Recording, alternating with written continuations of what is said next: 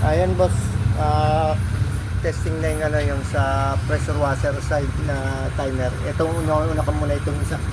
Ayan, naka-plug in nga yung gas sa likod. Kuha natin pinto. Ayan. Ginamit ko muna yung extension papunta sa pressure washer ko. Ayan. Gumagamit ko na natin.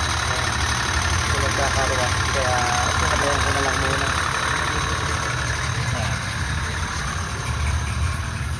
Sunod naman natin yung isa pagkatapos.